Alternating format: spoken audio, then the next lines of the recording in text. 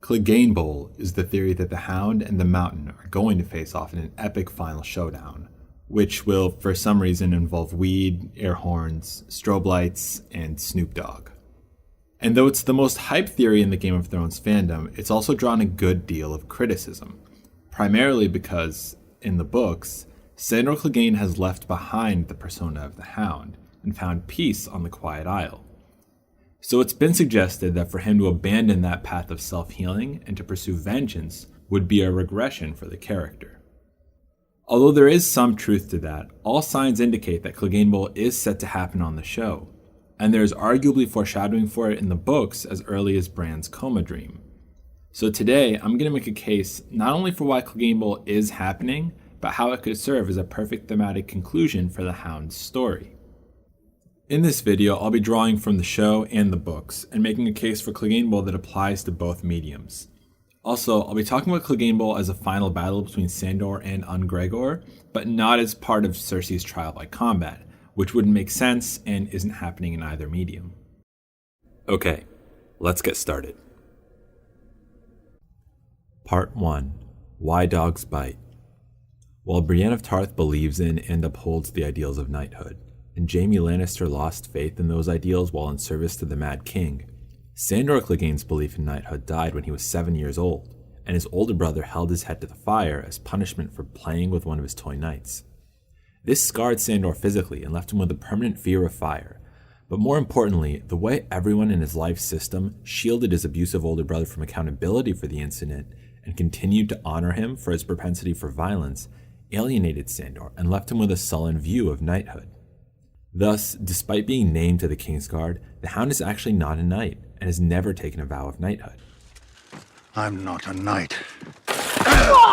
Considering his background, the Hound's cynical worldview makes a lot of sense, as House Clegane represents the worst manifestation of what knights can be. Far from being the chivalrous protectors of the weak and innocent depicted in songs and fairy tales, the Clegane approach to knighthood is as sponsored killers, who are honored and elevated for perpetuating violence on behalf of a corrupt ruling class. Seems every bad idea has some Lannister cunt behind it. And some Clegane cunt to help them see it through. What's more, the Mountain is notorious for committing acts of rape and violence on his own accord, for which he consistently goes unpunished, showing how society will tolerate monsters so long as those monsters are useful to the wealthy and powerful. We see this throughout the story, from the Mountain's rape and murder of Elia Martell and her children, to his slaughter of the river folk on Tywin's orders, to the torture from prison villagers at Harrenhal. And it's not just the Mountain.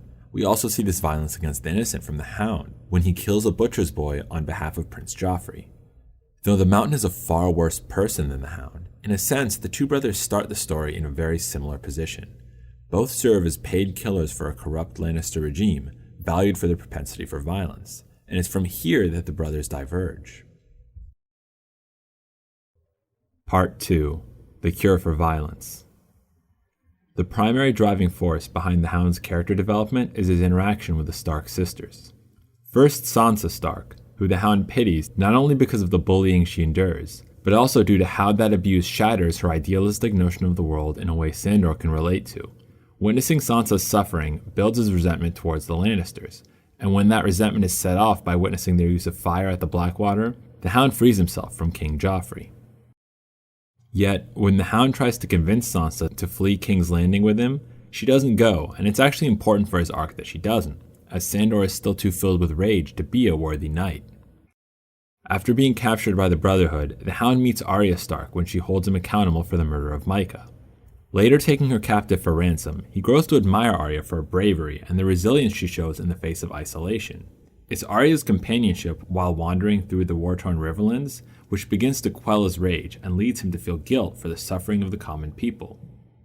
What the Hound gets out of his relationship with both sisters is a glimpse at what it might be like to be a true knight.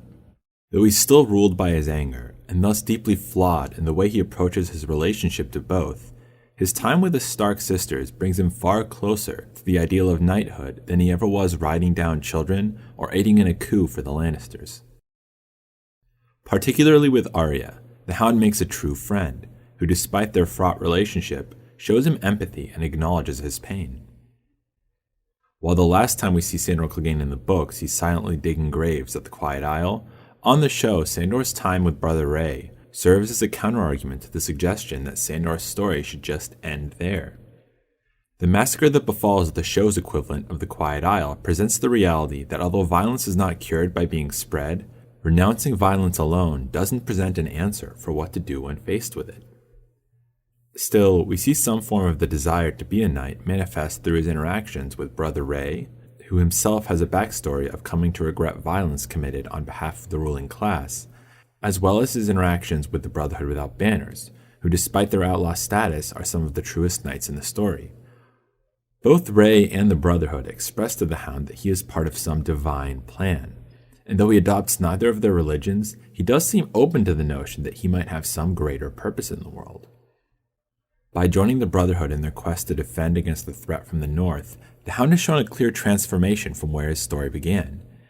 Yet in both mediums, Sandor has yet to willingly confront his fear of fire, nor the greater trauma it represents, the trauma which lies at the heart of the Hound's cynicism.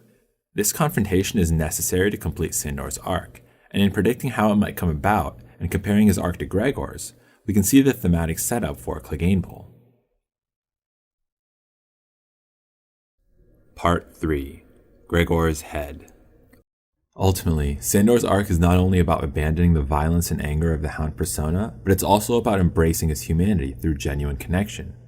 Note, abandoning the actual title of the Hound isn't on the show just because the audience is used to calling Sandor the Hound and might be confused by a mid-series name change.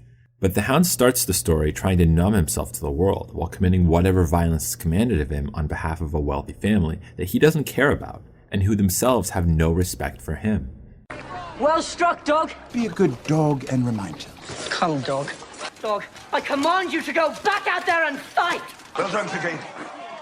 I didn't do it for you. Yet Sandor rediscovers his humanity by forming genuine connections with people who he empathizes with and who in turn empathize with him. And through this, Sandor's belief in true knighthood is stirred. And then there is Gregor, whose role in the story is foreshadowed in Bran's coma dream, before he even appears. He looked south and saw the great blue-green rush of the Trident. He saw his father pleading with the king, his face etched with grief. He saw Sansa crying herself to sleep at night, and he saw Arya watching in silence and holding her secrets hard in her heart. There were shadows all around them. One shadow was dark as ash, with the terrible face of a hound. Another was armored like the sun, golden and beautiful. Over them both loomed a giant in armor made of stone, but when he opened his visor, there was nothing inside but darkness and thick black blood. Aside from foreshadowing on Gregor, these characters are mentioned together because the passage is about knighthood.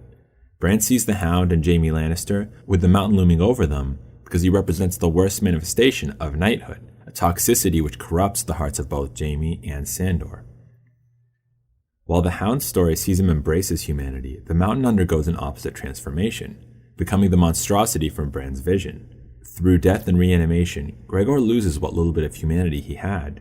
This is even more apparent in the books, where Gregor not only loses his name and becomes Robert Strong, but is even implied to be without a head. Bearing in mind, it was believed that the mountain's fits of violence used to stem from reoccurring headaches, so the removal of his head symbolically represents not only the loss of the self, but the loss of the capacity to feel pain, which completes Gregor's dehumanization. But headlessness aside, the mountain loses his free will, becoming both an undead monster devoid of humanity and a slave whose only purpose for existence is to mindlessly carry out the will of his master. In this, Gregor comes to represent the supernatural extreme of House Clegane's status as sponsored thugs for a corrupt ruling class. And this is why Cleganebowl matters. Part 4. Sandor's Heart. While the narrative has seen Gregor double down on all the worst aspects of knighthood, Sandor has risen towards redemption, showing remorse for his actions, risking his life to fight for others, and now heading back to Winterfell to reunite with the people that matter to him. With Cersei Lannister still clinging to power, chances are high that the mountain will present an obstacle for our heroes. So, when the Clegane brothers are brought together one final time, they will be on opposite sides of the struggle for life itself, and represent opposite ideals of what it means to be a knight. But the question remains, will Sandor fight Gregor for the right reasons? Vengeance is not only present within the Hound's arc, but also in Arya Stark's, whose Batman-like origins have brought her to walk the thin line between justice and vengeance. Even as the apocalypse approaches, Arya has yet to let go of her list, and we have to wonder how that plotline will resolve. I'm going to kill the Queen. While the books have the Revenant known as Lady Stoneheart to act as Arya's desire for vengeance externalized, Arya's undead mother is missing from the show, and thus so too is the embodiment of the vengeance which she must put to rest.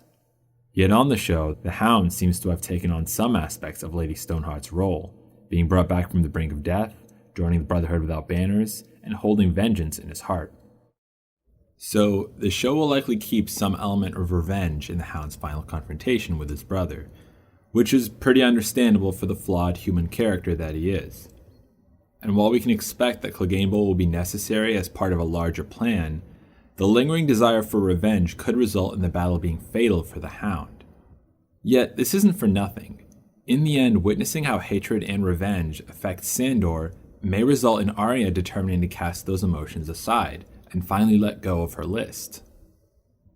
While the fear that Cleganebowl could run contrary to Sandor's journey of self-healing is valid, it also might be missing the larger picture.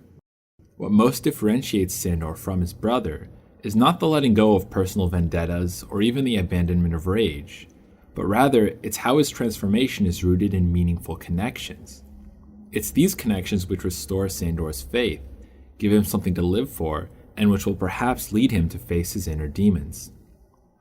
Thus, Cleganebowl becomes more than a cool fight, but a chance for Sandor to lay to rest the corruption his house has come to represent, to confront his fear of fire and the trauma from which it originates, and to show that even if he never fully overcomes that trauma, maybe Sandor can redeem the ideal of knighthood in his own heart. And maybe that's where the hype has been all along.